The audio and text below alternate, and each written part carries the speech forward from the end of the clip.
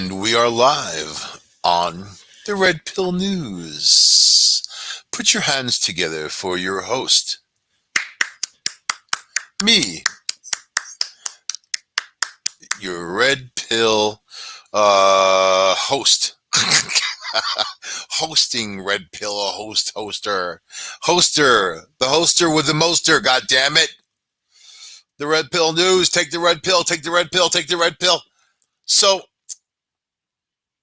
I'm looking at India, and I'm like devastated.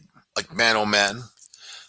I can't believe that the exact same thing is happening. What happened with China is now happening with India. And exactly the same way, the whole world is downplaying it. Like, it's not going to affect them. It's contained. It's there. So I'll give it to you this. This is the news in the moment from the doctors in the field. Keep in mind, in India, they average one doctor for 26,000 people. One doctor, 26,000 people. Okay? You have a COVID-19 mutations, plural. They're calling it a double mutation. You have the African variant, which is very deadly, and then you have the English variant, which is very infectious. You bring that together, you have a very infectious, deadlier version of the original COVID-19. The original COVID-19 doesn't even exist anymore. The dominant variant here in the United States is the English variant. So I'm going to ask you guys a few questions because I know you're geniuses, man. How's this? Do you think that this is the natural progression of the virus?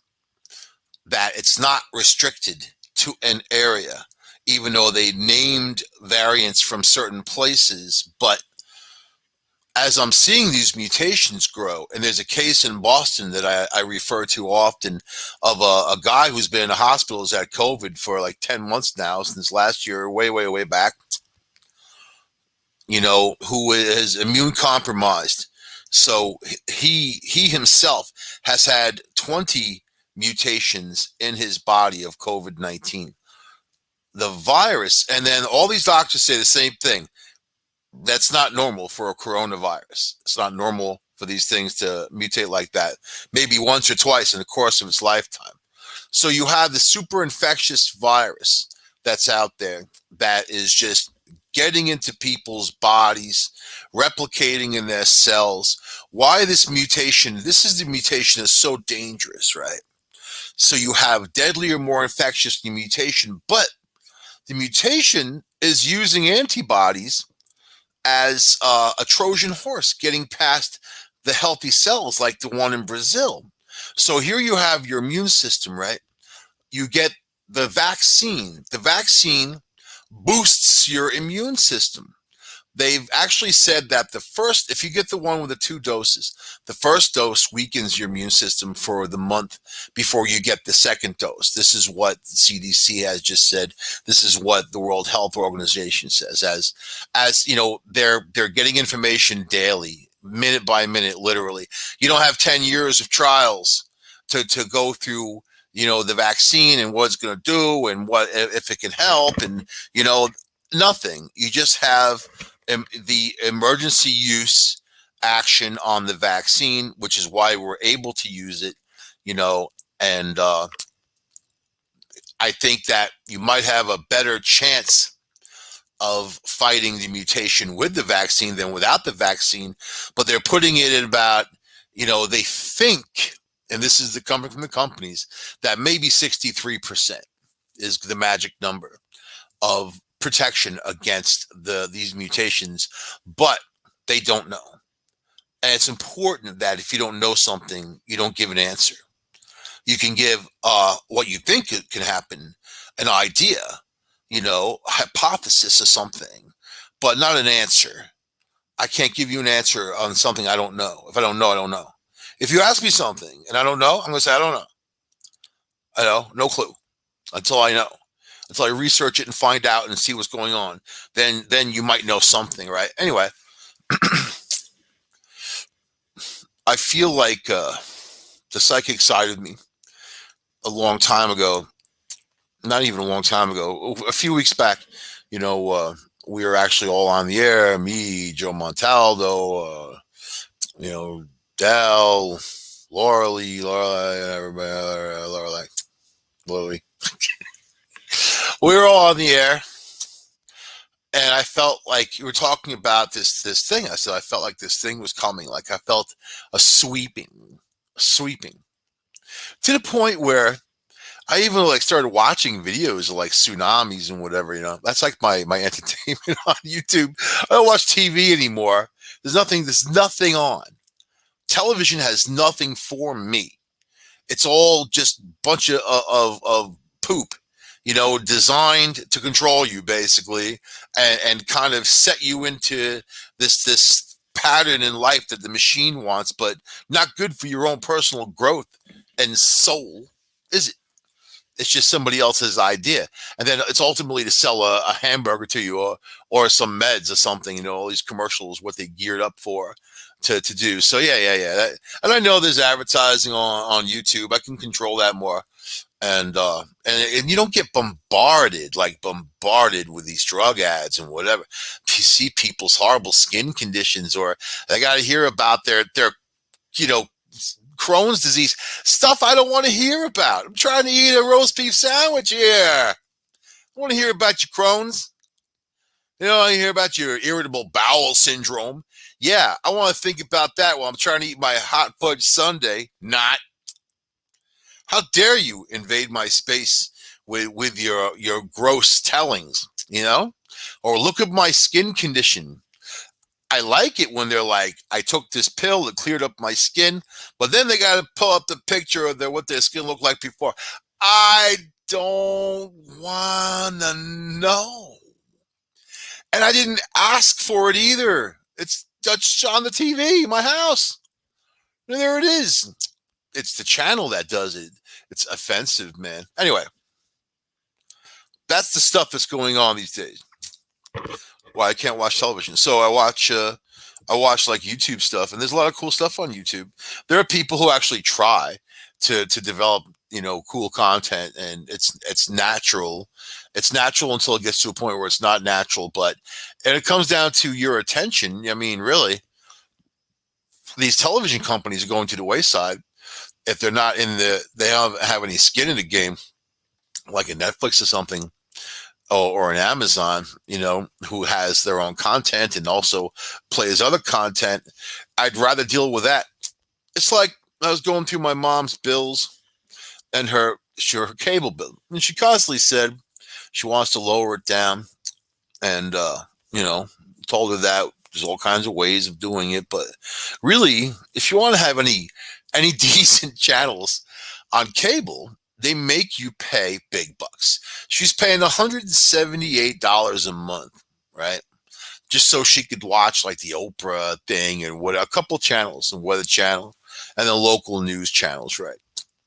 Which are supposedly free, but nothing's free in the world. If they say it's free, you can count on it not being free. Count on it costing more than you can even imagine, because there's nothing that's free, right? Anyway, so the cable company charged, it was like $118 just for the Wi-Fi. I'm like, $118 a month for Wi-Fi. You know, how do you justify that? You know how they justify that? Because there's no caps for what they can't charge somebody. And they're going to charge what they want to charge, and you can just either pay it or don't have it. It's that simple. And you might make the argument that internet is an important thing for people, for education purposes, for the development of people, and also for communication options, you know. So if you want to say that it's okay, it's not okay. And then on top of that, to charge another 60 something bucks for those horrible cable channels. So I'll tell you, like with me, I do YouTube. I'm on Amazon, so you know I get free delivery. I joined for the free delivery, but they give you all kinds of free content on their Prime. I mean, you can watch movies, TV shows, whatever. I mean, series, whatever you want. I mean, all included. It's like 12 or 13 bucks a month. It's like some nominal fee. Netflix was only like 11 bucks a month or whatever, 12, same thing. And even if you put two of those together, and then you still have, there's other sources where you can get local channels. I mean, it's like, why pay all the money from these cable companies? And like the ones that I use, I get a Roku and I can watch that thing. I can hook it up to any TV, watch it anywhere. I take it on the road, put it on in the hotel, hook it up to the TV, whatever, man. And then those are my own personal, like all the stuff I have on there, where I subscribe to, I take with me. I'm not tied to a location. It's not just in my house. I have access to this account anywhere. So, but cable companies used to be Time Warner, now Spectrum. They're not doing you a favor.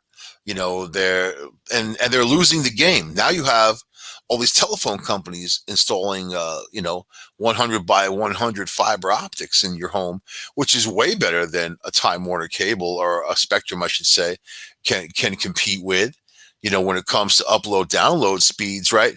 But fine, do it that way, and they're charging half the price, and you get the phone, and then you can watch. So you don't get cable channels, big deal. What do you get on cable? Whatever channels they decide to pull full of their crappy advertising. So you got to pay almost $200 a month and be bombarded with advertising. At least if you're going to pay access for that, they should cut out the ads and do you a favor. Oh, no, they have no control over that. Bullcrap. This whole machine is designed to stick its hand in your pocket and take every last penny that you have. They don't care about your personal life. They don't care if you need a new pair of shoes. They don't care if your kids need dental work or other.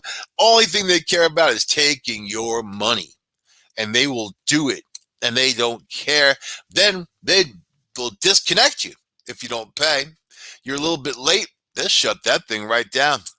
Used to be they had to send someone out to your house to do that. Now they just go bloop, hit a button. Then to reconnect, you got to pay the big fee, and it takes them 9 days.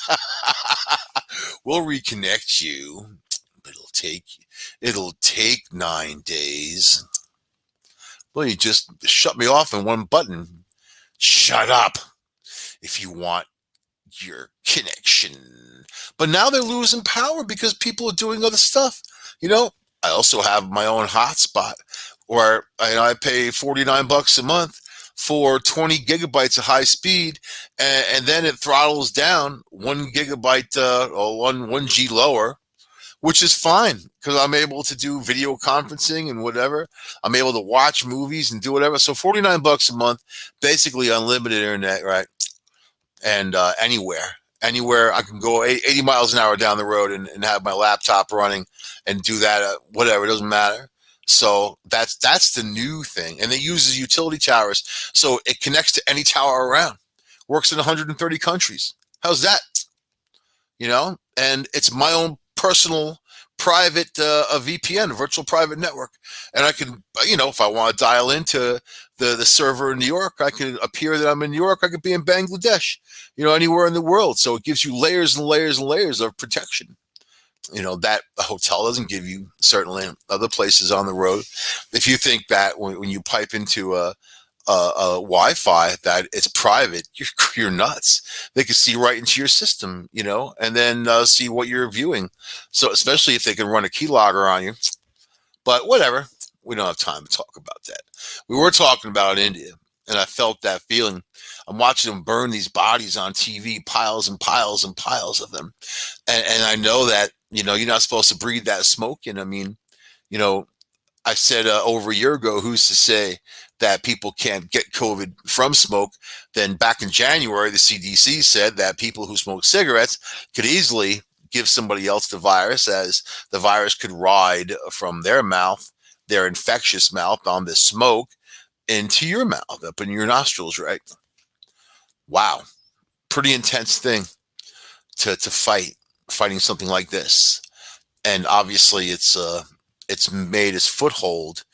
And then in India, if you're a virus, that's the place you want to be.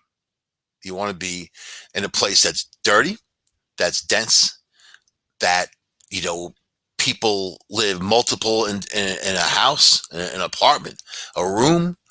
You know, there's just so many issues with the population problem there.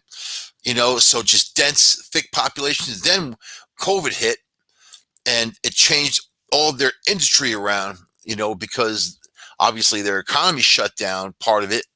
So there was mass migrations within India of people moving from one place to the other for work, right? So they don't even know who's where or what's where or how many people are in there. They don't know who's dead, who's not dead. You know, they know they've got about 215,000 dead people. And, you know, yesterday, it was 417,000 new infections. The day before was 400,000. They're breaking their own record daily like wildfire. It is out of control. They are out of oxygen. People are suffocating. Young people, old people. It's not just affecting an elderly population or a pre-existing population. So this is a situation that is going to get much worse. You know, and then as it gets worse, there, people have already panicked and left. People have already gone over borders, you know, and you're going to see, you know, China's not going to be spared from something like this. You know, they got their eye on it because they're right there. You know, I mean, you know, every country in that region has to have their eye on India, but us too, because we have very large Indian populations here in the United States. Those are also very dense neighborhoods, and people travel. They go back home to India. They go back and forth. They see their family, you know. So these are all things that we need to be ready for. And I don't think you can be ready for something like this.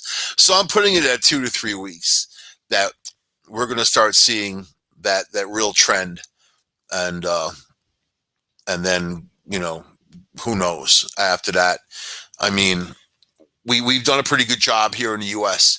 at getting control of this virus. You know, other countries somewhat. I mean, but there's other places who are completely out of control still. You know, and then now you have India, one of the largest populations on the planet, and dense population is just out of control. While the virus is out of control, it gets to live, it gets to evolve, it gets to do its thing.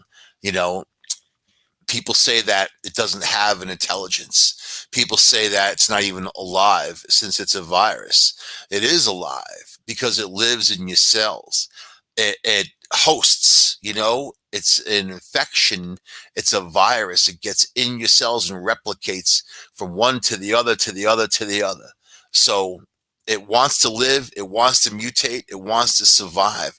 And obviously, if it is mutating to avoid antibodies and avoid white blood cells, it's learning from its hosts and getting better. It's not encountering the host. Normally, you would see a virus that would encounter a host. It hits a wall of white blood cells. You know, you beat the virus down, and that's it. Then the virus is done. The virus gets conquered. People's immune systems learn how to fight these things. This one is different. This one is learning how to fight our immune system and getting better at it and creating mutations and variants. You can't tell me that this thing wasn't a master of design, you know? And it's doing what I always thought it would do. And I feel, man, my heart goes out to those people in India. Unbelievable, great suffering, watching people suffocate because they have no oxygen. They just, it's not that they can't make it. They can't make it fast enough, you know. And other countries have sent ways of making machines. You can make oxygen and all this other stuff. They just need to fill the bottles and get them out to these different areas, you know. So it was the leader of India, by the way, just a few weeks ago, who said they've beaten it, they're on top of it, they've gotten to herd immunity, all that stuff, you know. You didn't even believe in it and whatever. Wow, really? Really? Who does that sound like? Ha, didn't believe in it, right? The disbelief. But wow. And then Just a short time later, his entire country is about to fall because of the guy's own brass ignorance. That's all you can really say. Just brass ignorance. And it's unbelievable you have people that actually run countries that think like that. And this is a worldwide health crisis. For the people out there that think, "No, I don't want to wear a mask," and it's interfering with my rights, and I have the right to not wear it. It's stupid. Really? Really? You have the right to make somebody else sick? You know? Do you have the right to get sick from somebody else? I guess you do if you're going to be like that. But if you have it, you don't have the right to make somebody else sick. You don't have the right to harm another person. And when it's a public health crisis, it goes beyond your individual rights. It's something that you're trying to stop for the betterment of the people around you. But man, there's a lot of ignorance out there. A lot. So now in the U.S., you have areas like Florida who are completely opening up. You got that DeSantis down there. That guy's some piece of work. People, people on the right praising him.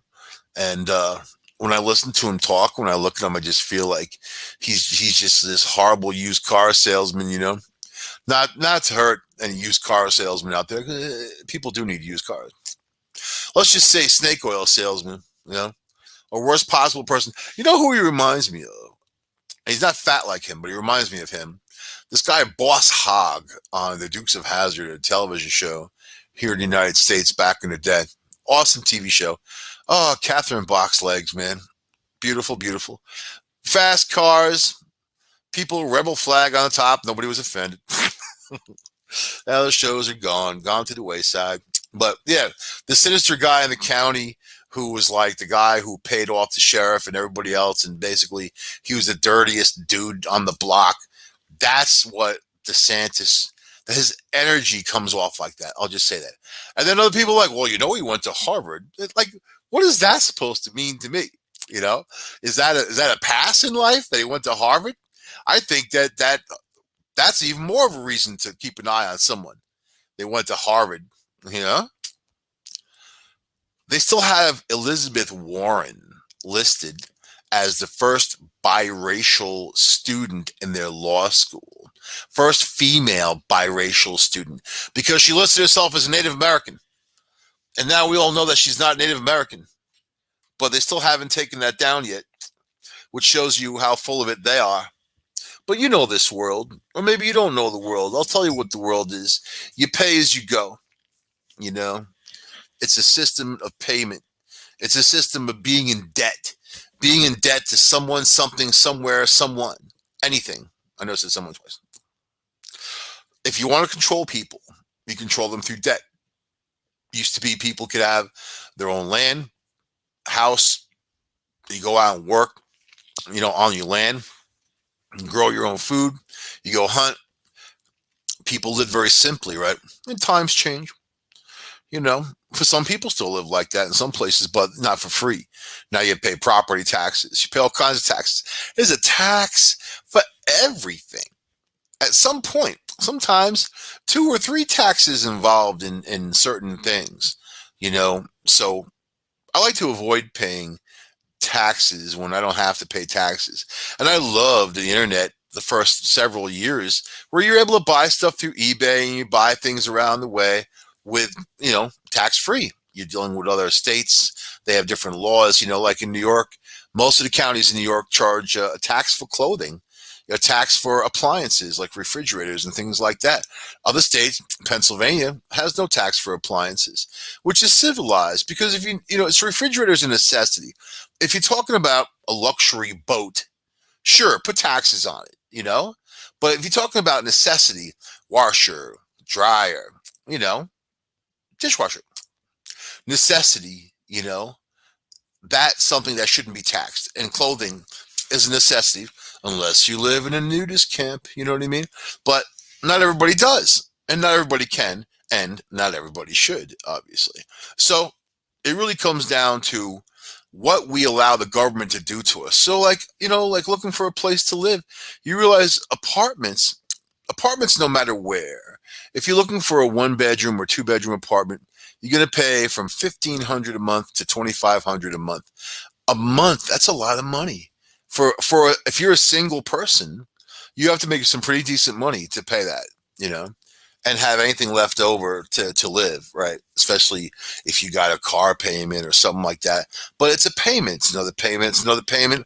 Oh, why is the rent so high? Because property taxes are high, and whoever the landlord is has to pay those property taxes, and he has to offset it with, you and your payments for rent. So then you look at other states, like, get out of New York, because New York is very high, even upstate. Get out of New York, right? Look around. You'll be shocked to find that the rents are basically the same almost everywhere, which is interesting. It's almost like there's something out there that wants people to be together, that doesn't want single people out there to be happy. Almost like you get forced to live with somebody else to share the bills. It didn't used to be like that. You know what I mean? When I was, I don't know, in my early 20s, had a great apartment, even 19, 20, 600. The other place I moved upstate, I was paying $425, $425 for a 2 bedroom, tons of space, man. Big duplex, unbelievable amount of space on the river, had beautiful views, mountains, all that. So, but the taxes, when they go up and they go up and they go up, and nobody ever puts a stop to it. Property taxes, they have no control, because these boards get together and they swing the gavel, and that's it. And it's only a handful of people voting, and it's pretty much what they want. And they have more money coming into their city, town, county, whatever the hell they have, and then that's your money. And it's not much of an increase. We need it for this. We need it for that. Oh, we got to fix the roads. But then they don't fix the roads. I've been driving over the same potholes for the last 3 years, untouched. So that's the deal. You look for a cheaper place, there really isn't much, unless you buy a place. I mean, there are homes you could buy and pay a low mortgage, but it's still a debt. The bottom line is you're still paying. It's a debt. Your car loan, a debt. Anything you have to pay, and all these electric bill. So I got a friend not far from here. He went off the grid, got himself a little, like a mini house. There's mini houses that are on wheels, or like the trailers, and it's a nicer name for a trailer, a mini house. So he decided he's going to have his own electric, do the whole thing, And I had just helped a friend to install a couple of, wind systems in, and also like solar paneling. So, and I was pretty well versed in, I did a lot of research, put it that way, in how to make electricity from things, and hot water too. So solar, hot water. And then he put these systems in, right? He disconnected off of his electrical grid, and then they got really flipped out that he did that, because they told him he wasn't allowed to do that, to be off the grid, that he wasn't allowed to, he had to be connected, and he had to pay his bill, even if he wasn't drawing an electric. There's a service fee for being connected, and he had to pay it. And then he said, I'm not doing it. They sent sheriff's deputy over there. And he said, county says you're not allowed to live off the grid. You have to have these services. You know what I mean? And this guy got the compost toilet. He did all that. So, and keep in mind, mini house on wheels. It's a trailer. You can pull it away with a truck. Boom, it's gone. So they were mad because he didn't have to pay taxes on his mini house, because it's on wheels. It's not on a foundation. He went by the own rules of New York State, especially in that county, of what to do. They started giving him all kinds of fines. They threatened to take away the mini house or whatever. But and he had to actually hire a lawyer to fight this, and eventually lost, actually. So lawyer bills. You're fighting this, fighting that. What's the allure? Number one, to be a New Yorker. I mean, other states don't do that to you. There are other places that are more civilized, but then you have to look at the law and tax structure of other states. Do they have a VAT tax like Nevada? There's no tax on buying a used car. So you can go buy, $25,000 used BMW that's a couple years old, pay no taxes, but they got a VAT tax. So the VAT tax is going to sum up of what they think that car is worth yearly, even with depreciation and all, and you're going to have to pay on it forever. So you buy the car, but then you pay the government. Who the hell are they? If I'm going to buy a car, I got to pay because I'm an American or I'm a New Yorker or whatever state that you're in that does that. Some states don't do any of that. Some states have no personal income tax for the state. New York does. Oh, New York. And if you live in Manhattan, you'll pay Manhattan taxes and New York taxes. So then I'm looking at, I look at Long Island, I look at places down there. Okay, here's your apartment. Let's say 1750 gives you a one bedroom apartment in a halfway decent area where when you go out in the morning, your car will probably still be there. That won't be stolen during the night or vandalized. So 1750 puts you in one of those areas, that are borderline okay. But unless you have hey, you can rent out a house or even a nice 3-bedroom apartment in East Hampton for $35,000 a month. $35,000 a month, yeah. High zip code, right? Forced all the people who grew up out there and lived out there for years out because of their market value. And if they didn't own a house and they didn't cash in on selling $1 million property, they just had to move.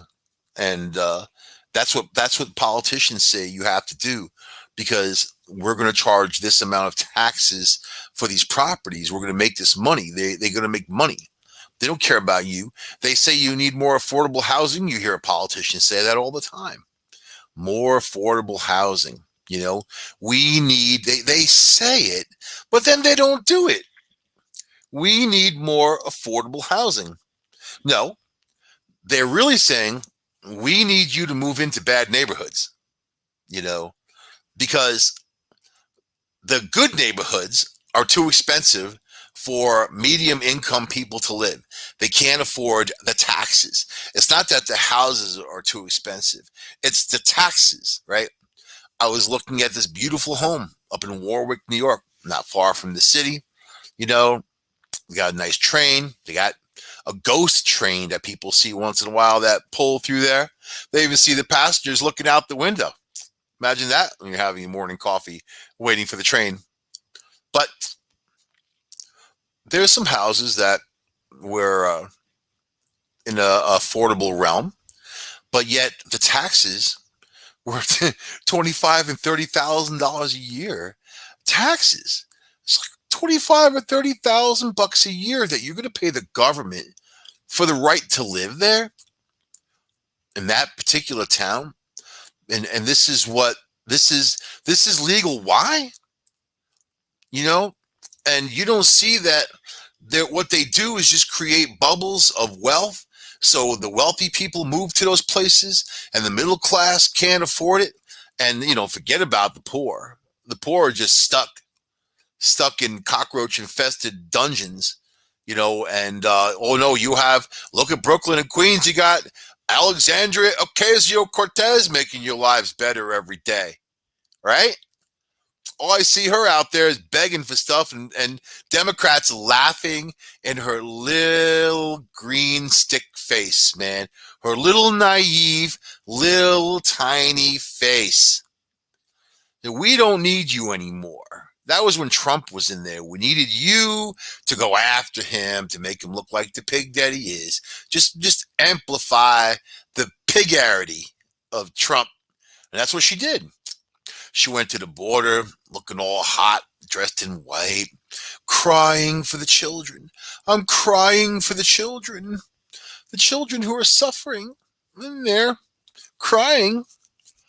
Meanwhile, she was staring into a parking lot. She didn't even see any kids. The whole photo op was just her on the fence looking all sad, buh, buh. And I think she's kind of cute, but not when she cries. When girls cry, they're not cute. They're ugly, as a matter of fact. And then you laugh, and it compounds the difficulties in your life when, especially if you're in a relationship with said person and they fall apart. And you just can't help but smile and or laugh.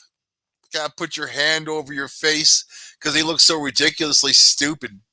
Why don't you just take a picture of them and say, I'm going to take a picture of you. You look so stupid crying like that. I'll take a picture of you, put it on social media under stupid looking people. No, you can't do that. Then you're an abuser. You know, I see guys out there taking pictures of girls on the internet, like in public, these girls walking down the street. Or there was one in like Planet Fitness. I still don't know why people go to that place. I walked into the place. I must admit, this is a terrible thing to admit, but I'm all about being open on this show, man. I had a 2-year membership at Planet Fitness, and the only time I ever walked in was to cancel my membership. When I walked in there, the place smelled so bad of just old sweat. Oh my God. They're trying to push bagels on people or whatever. Hey, man. Then they get all mad when, like, if girls were showing their boobs, or or if a guy's like, how like guys like lift weights and they let out a grunt, like their testicles just fell off. Like, gonna put my testes back on again. The grunt. Well, like, martial arts, like if I'm hitting the bag, I'm like, I make a noise. It's part of like the whole disorienting and timing. You disorient your opponent, but you also, it's timing and whatever. And when you shout out, it gives you more strength. I get it. But other people don't want it. That's the problem. And, I use swords in my workout, and they do not allow that at Planet Fitness, I found out. And, who knew? Who knew, man? Who knew? But when I went in there, the guy was nice, all cute, buff dude behind the counter, like old muscled up dude, big $1 million smile. Guy should be in Hollywood with something like that going on. Not Planet Fitness, Ithaca, New York, old sweat dungeon. But he gets paid to sucker the fatness, like people like me, and say, oh, come on in with your jelly roll. Come on in and do that Tootsie Roll and, and get on the machine. And you too can share some sweat. But because of places like that, and because everybody's got a camera now, everybody has a camera in their pocket and a video recorder and access to the world. It's crazy to think like that. When I was 19, yeah, I know. When I was 19, 20, you didn't have cell phones, man. You didn't have the internet. It was very boring, as a matter of fact. You read a lot of books and put your tape, or, there were CDs, man. Not cross-dressers either. They were there too, but talking about compact discs. You put your compact disc in, and that was the new stuff. People were psyched. Before that, you had a cassette tape, and they get wobbly and they get weird. And if you don't know that you got to take a pen and wind that sucker up and make it a little bit taut to put it in your cassette player, otherwise it gets eaten or whatever. Yeah, there's trials and tribulations. Or the Nintendo games, when you have to physically blow the game, basically give it oral to play it, to blow the dust off the damn connections. This stuff that the younger generation will never even have a clue that other people had to go through.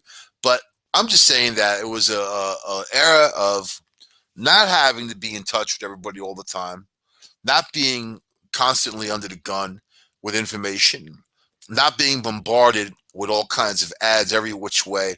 You're in your car, you play your music, whatever, you get home, you listen to your answering machine, you hear your messages, you call the people back that you want to call, whatever, That was life, man. Now it's much different.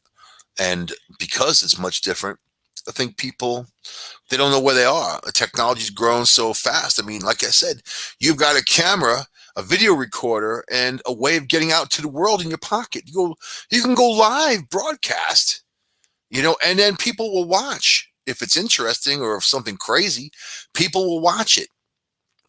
So that's a lot of power to have.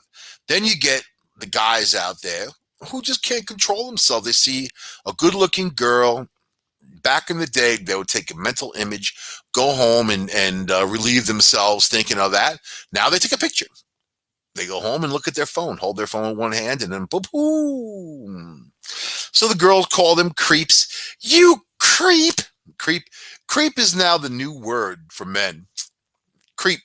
You're a creep. Look at Andrew Cuomo. Talk about pigology, man. I'm going to write a book about pigology. It's gonna have the likes of Donald Trump and Andrew Cuomo. They're both going to make my book of pigology, right? And look at these guys, especially Cuomo.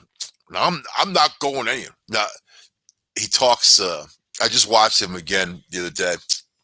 He was doing his COVID thing, and when the reporters talked to him, he has this disdain for anyone. He acts like he's truly the king, and he has this disdain for anyone who says anything that goes against him at all, his grain, anything that he's been for, even stuff that he doesn't like himself, but that he himself does. So when he looks at these people, he's got this look, and then starts talking to them like they're the dumbest creature on the planet, right?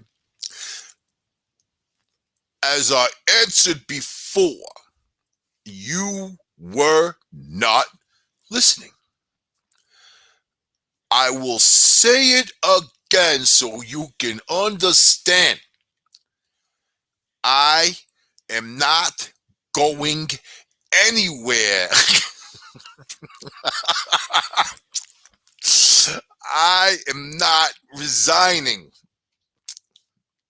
I like to grab women's breasts, yes, and their buttocks, but I'm the governor, and I'm allowed to do it because nobody can fire me.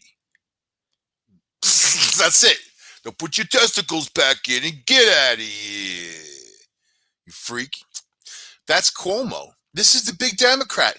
So all these Democrats called on him to go. Not Joe Biden, not Kamala Harris, not the big ones, but all the little ones.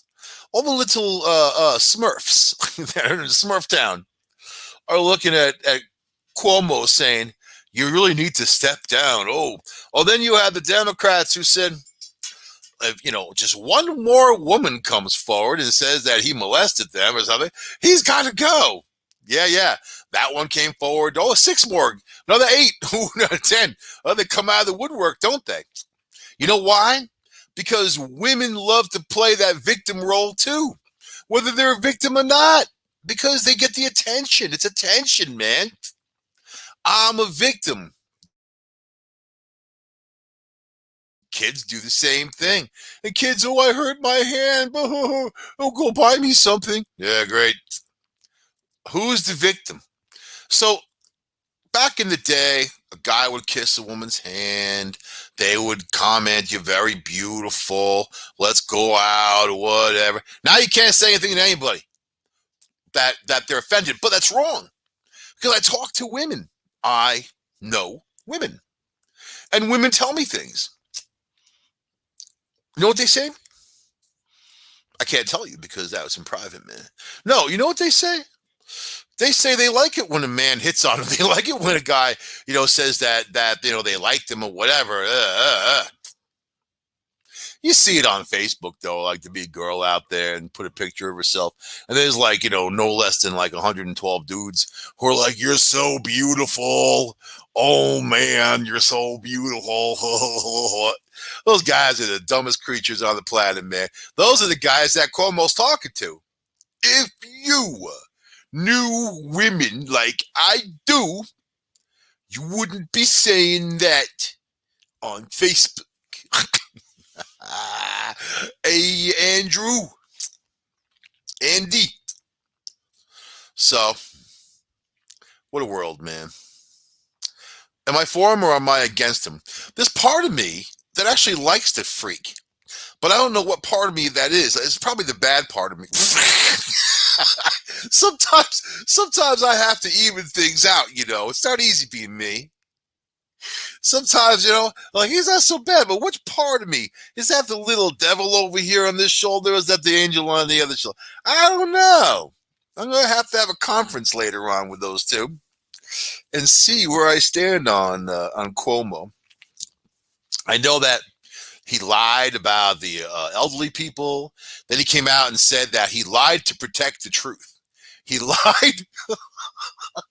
And I swear I'm going to use that one day. He lied to protect the truth. This guy is coming out with so many. In the book of Pigology, that's going to be one of the big ones, man. I only lied to protect the truth. But the fact that you're so stupid and you don't know that, I can't even have a conversation with you, idiot. Get out of here. I watched this guy all through the beginning of the pandemic with his little broadcast, and it became like people were like, "Oh, he's so charismatic," and anyway, even women were like, throwing themselves at him. And what was that idiot that was on TV, the blonde chick that was married to 50 Cent? Even she was like, saying how sexy he was and whatever. And I don't know. I'm not a woman, so I can't tell. I think that Andrew Cuomo is fuck ugly. I'm sorry to say that, but I'm certainly no. I guess that is just my own private taste. I don't think he's attractive. You know what I mean? I don't think he's charismatic. I saw how Bill Clinton, when people said he was charismatic and attractive back in the day, yeah, he had some. He was definitely charismatic. They're all charismatic. Otherwise, they wouldn't be there. That's how they get there, is by basically getting a hold of certain emotions inside of you and tapping into those. And it's not about their qualifications. It's more about just what you think of the person. A lot of women have been polled when they voted for Bill Clinton saying they thought he was attractive. And they voted for him, when they thought he was ugly. What if it was Al Gore instead? Al, he didn't win. Because no one's going to look at Al Gore and say, oh, he's attractive. But Andrew Cuomo does have that virile type of, hey, he's got those nipple rings, right? People talk about that. Whatever. All I care is that he runs New York the right way, and he hasn't. And, New York's got a lot of problems, and I don't know who's going to fix those problems. Probably nobody. It's just going to be more of the same until everyone just either vacates where that has any kind of money and that they can go save themselves somewhere else. But where's the grass greener? Where would you be happy? What's a good place? You got to be able to strive and survive. And God forbid, man, this other COVID comes and spikes like I think it's going to. What's that going to do for the economy again? We haven't gone back on our feet yet. We're not anywhere near it. So there's also that. So we need good, solid leadership. Good, solid leadership. What's out there? Good, solid leadership. So whatever. We're on our own, I guess. So anyway, I'm going to end the show on that note with those nipple rings. And, I do see how Andrew Cuomo has written apology letters in advance. You know what I mean? I used to be the same way back in the club days. And I'm like, I apologize before what I'm about to do. So I think that if you do, you're putting it out there. It's kind of a nice thing, when you're in the right state of mind to apologize. So I don't know. I'll see you guys next week on the Red Pill News. Take the red pill, take the red pill, take the red pill. Burn through the machine and see things for how they are, then live your lives. Apply those principles to your life and live. I'll see you guys next week on United Public Radio Network, UPRN, talkradio.com. 107.5, New Orleans, 104.7 on the Pasco. Oh, soul.